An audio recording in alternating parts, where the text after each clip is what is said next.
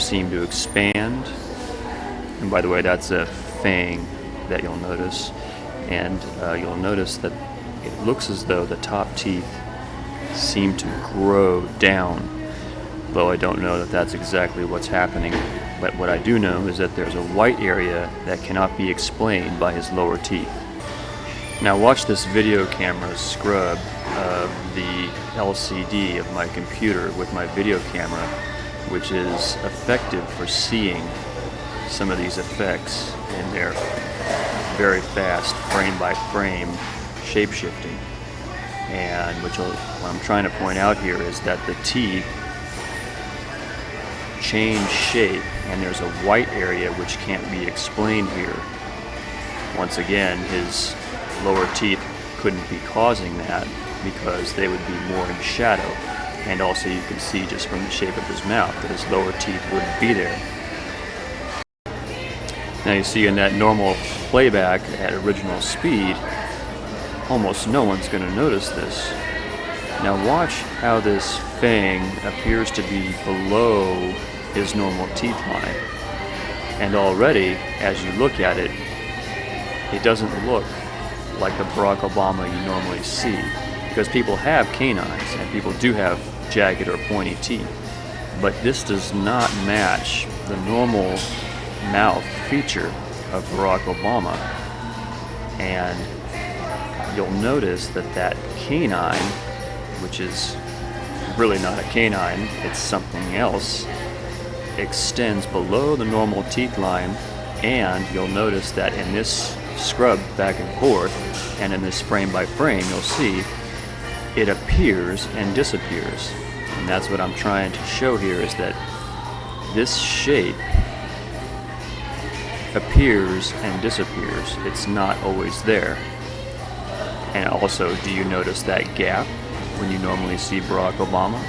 Does Barack Obama have a big gap in his teeth right there? No. See how that canine or that fang appears and then disappears? What's happening is his teeth are shape-shifting on a fraction of a second basis. So that's why you see it appear and disappear.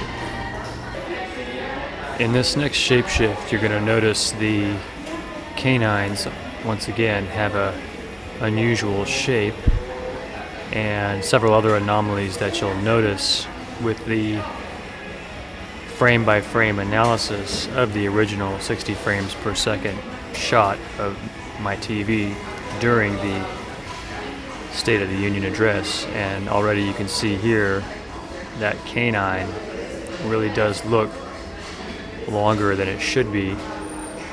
Why aren't his other teeth showing that same stretching?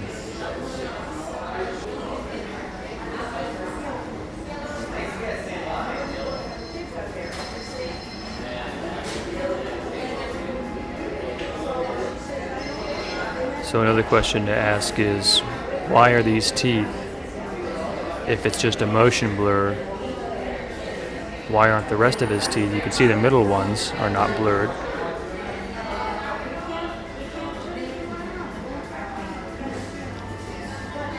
You see that blur is right over the lip line. And also you notice an interesting smaller tooth there on the bottom. Seems to pop up. And you'll notice the whole bottom teeth are blurred. And I realize that unusual artifacts can be created by the in-between frames and the fact that we're zooming in on a smaller shot. But it still doesn't explain why you have certain unusual shapes. Like for instance now that canine, even though it's faded, it's almost like a triangle. Now in this next shot, watch how this little white piece that's in front, that doesn't match the shading of the rest of the teeth, seems to stay, even with his mouth closed, even with the lip right over it. You see how that stands out in an unusual way. You see how that stays there, almost as though